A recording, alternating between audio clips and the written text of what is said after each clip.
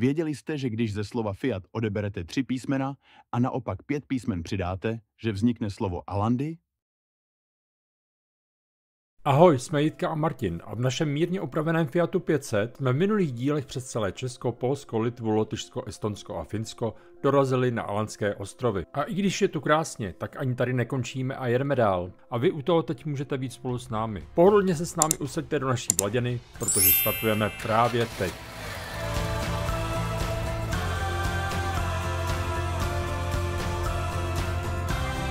For an half an hour we have Finnish president there.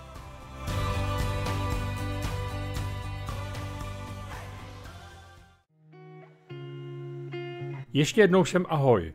V posledním videu jsme se spolu rozloučili připlutím na Alandské ostrovy, ležící mezi Finskem a Švédskem. A ačkoliv je jediným úředním jazykem na ostrovech švédština a ostrovy leží blíže ke Švédsku, tak patří toto souostroví s celkovou asi 30 000 populací k Finsku. Alandy ale mají vlastní parlament, vlastní zákony, vlastní SPZky na autech a dokonce i vlastní poštovní známky. Alandské ostrovy jsou velmi oblíbenou letní destinací pro Finy. Jedná se totiž o nejteplejší místo Finska. V létě je zde průměrná denní teplota mezi 16 až 18 stupni Celsia. Kurva, to je pařák. Další zajímavostí je, že pouze občané Aland mají právo vlastnit na Alandech pozemky. Občanem se stane každý, kdo se narodí občanu nebo občance Aland. Mimo to může každý, kdo žije na ostrovech víc než 5 let a prokáže svou znalost švédštiny, požádat o status občana, který se rovná zároveň finskému občanství. Ale pozor, právo občana člověk ztrácí, pokud žije víc než 5 let mimo ostrovy. Teď ale zpátky do našeho auta. Na ostrovy připlouváme v pozdních odpoledních hodinách a tak je nejvyšší čas najít vhodné místo na spaní. Cestou se ale zastavujeme v hlavním městě Aland, Mariehamn, kde žije 40% obyvatel ostrovů, tedy něco kolem 12 000 obyvatel. Zkrátka velkoměsto rozumné velikosti. Cílem je tady pro nás místní nemocnice s pokusem o kontrolu zlomené ruky. Je ale prý už pozdě a protože nejde o akutní ošetření, tak máme přijít hned druhý den ráno. A právě proto chceme zůstat spát co nejblíže k nemocnici a tak jako místo noclhu volíme blízký kemp.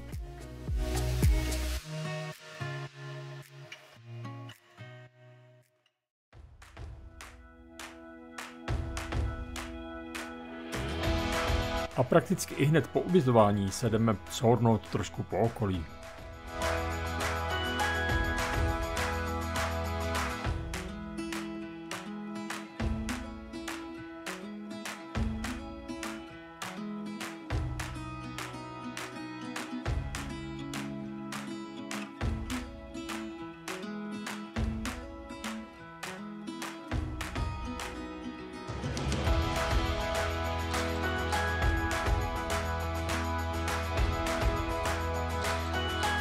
Poslyšte, to jsem se vás chtěl zeptat, co je to tu všude za ptáky? Kachny. Po návratu z procházky jsme jen tak mrkli na telefon, jaké má být v noci a zítra počasí. A ejhle, je tu notifikace, že dnes je velká šance vidět polární záři.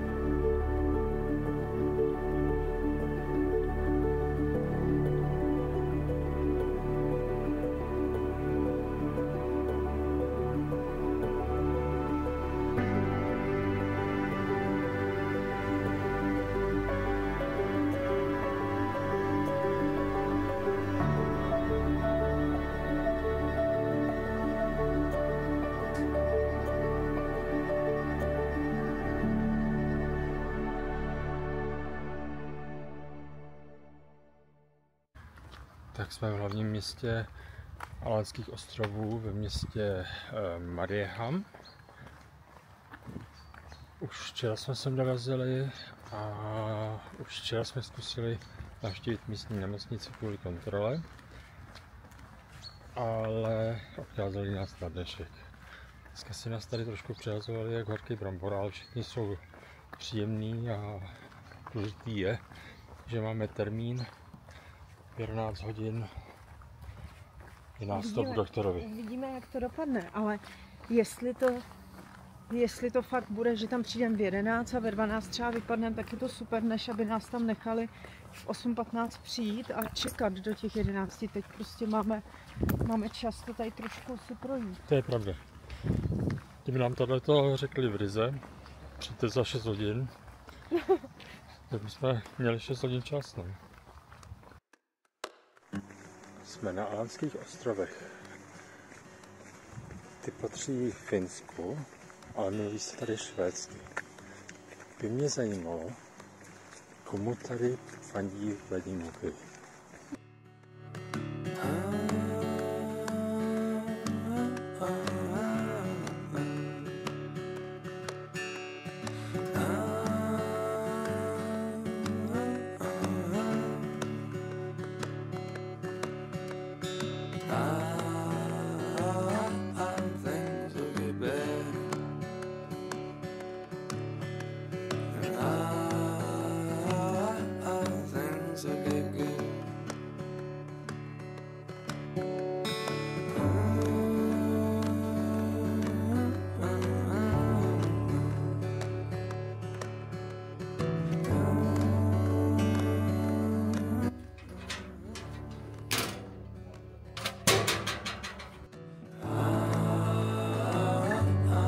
Po prima procházce městem jsme se vrátili zpátky do nemocnice, kde nám sice rentgen ruky udělali, ale kvůli nové sádře bychom prý museli navštívit specialistu.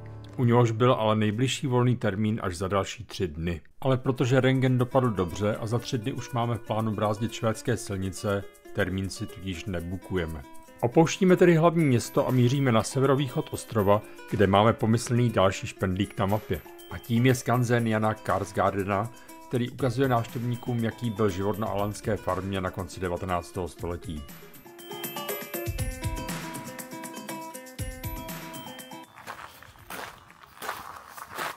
We had for an half hour we had Finnish president there, Alexander Stubb. He was visiting. Today? Yeah, half an hour. Teď tu byl! Taking the picture. He's now and he will be in the city. You see, I gave her. It's just half an hour, 30 minutes ago. Yeah, you know the season is over here. Really? Yes. In August? Yes, we have July and from 1st August because many have vacation July, 1st to last. And children started school yesterday. Okay. Yeah, in Finland and Sweden and all of school started yesterday. For us, it's super. Oh, it's very good time because in July it's so full of people. We have 700 per day. We have so full of cars. Yeah. Now it's very good time. August is very nice. May and August. July, I never recommend my friends to come in July. Yeah. No? So We choose but super good. August is very good. Now it's perfect weather and it's not much people. Okay. Yeah. Thank you very much. Thank you very Yeah, much. welcome back. Yeah. Yeah. Thank you. Thank you.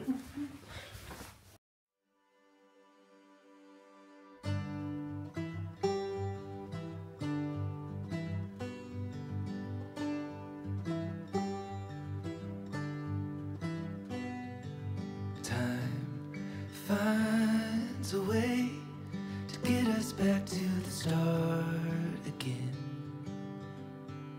To get us back to the start again.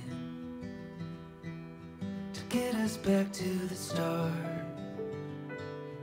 Life finds a way to bring us back where it all began. To bring us back where it all began. To bring us back where it all began. Life is beautiful,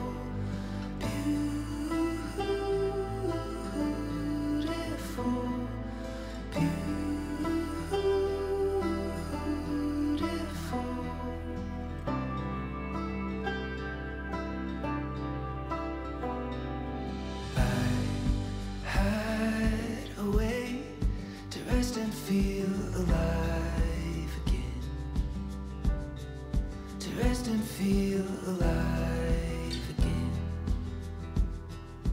to rest and feel alive. Forget all the noise, we can just let it fade away. We can just let it fade away. We can just let it fade away. Life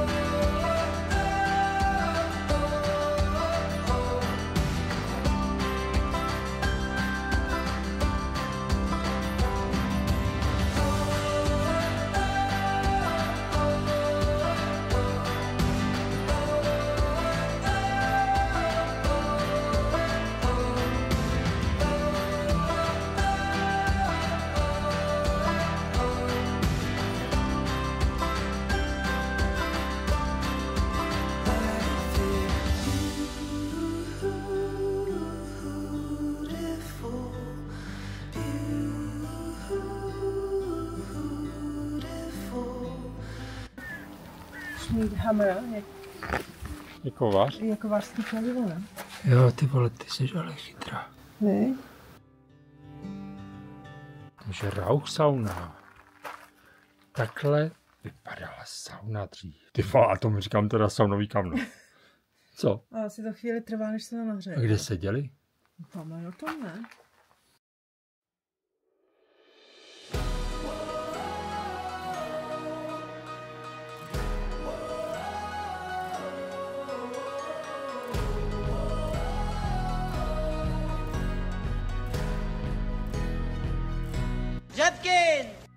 How are you feeling? How are you feeling now? When all the pieces seem like they can't be found, I'll be the friend that is standing there. I'll be the hand holding all your cares. I see you now, I'm not going anywhere. Všude to tam máš. Tak? Martine! Bylo čistý triko. Nebylo. Ježiš, to je prase. We'll find our way back home. We'll find our way back home. No, we'll never have to walk alone. We'll find our way back home. I'm coming home.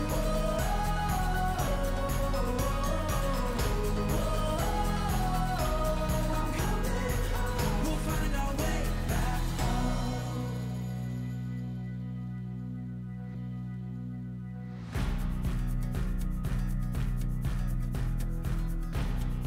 Na dnešní noc se ubytováváme kousek od ruin pevnosti Bomarsund, kam se také vydáváme na krátkou procházku před večeří.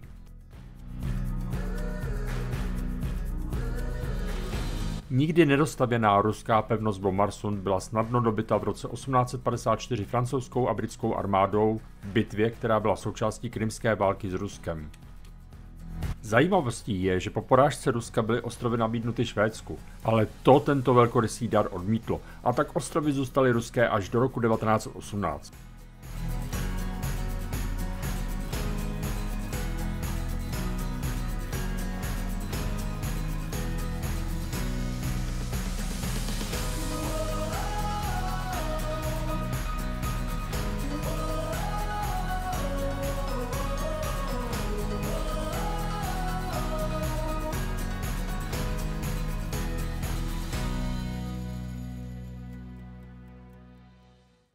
Dalšího dne ráno cestou zpět do přístavu se zastavujeme na jedné rozhledně.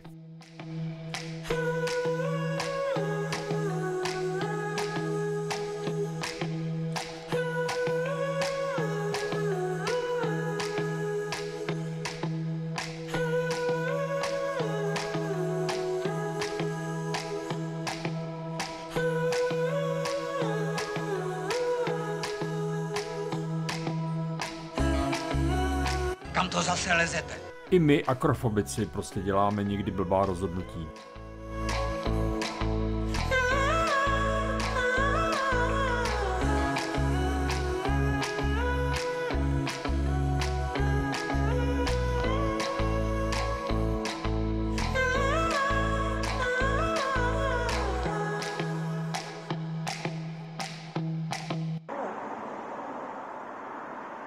Právě jsme nahoře na rozhledně. Mimochodem, rozhledně my nesnášíme. Jsme překonali sami sebe. Naštěstí to je dřevěná, takže vrže. Skřípe. Je vidět skrz dolů, takže se nekoukáme dolů. Ne. Musíme koukat před sebe. Ale je to tady pěkný.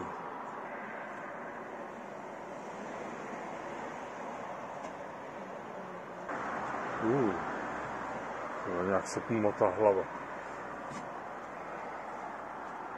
Jo, tak jdeme dolů. Co pak?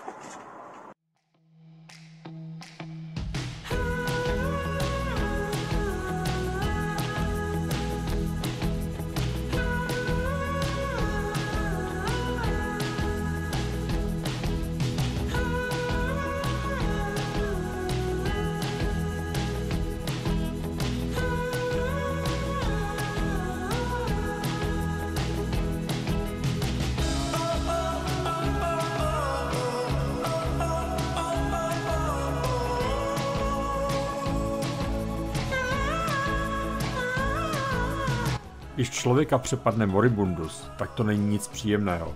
Ale když to přepadne chlapa, tak jde fakt o život. A tak cestou zastavujeme chtě nechtě v obchodě, kde nakupujeme pár maličkostí pro výrobu lektvaru, který hned na prvním odpočívadle vyrábíme. Tak, dneska ráno jsem se probudil s bolením v krku. To je krásná diagnoza. Takže si jdu udělat driák, který postaví na nohy i chlapa z rýmičku.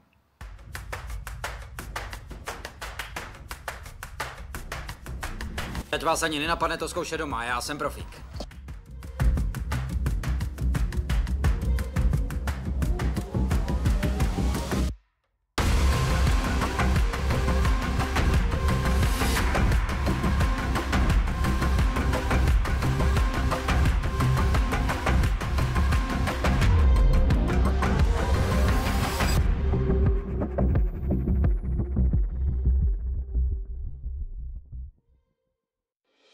No a po tomto sebedestruktivním chování už konečně míříme do přístavu.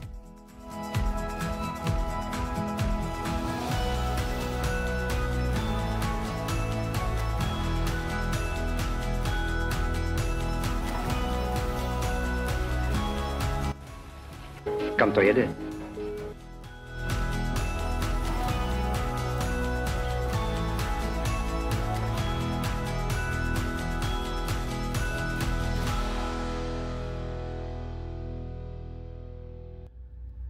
Takže připraveni, čekáme na další trajekt. A všichni tři máme líst. Jo.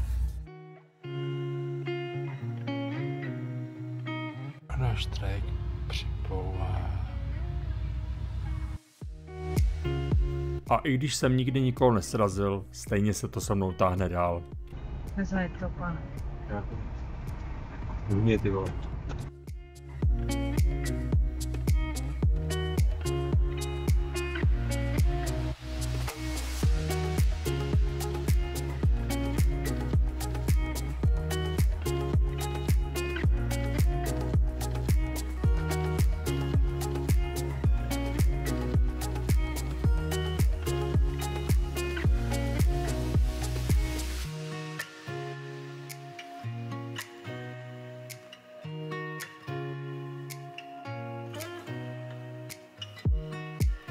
A stejnou lodí, tedy Finn Sirius, společnosti Finnlines, kterou jsme připojili na Alandy, plujeme nyní z Alandských ostrovů do Švédska. Finn Sirius je úplně nová loď s hybridním pohonem a díky malému obsazení tady není problém si v klidu prohlédnout veřejnou část lodě a najít si nějaké místečko k sezení.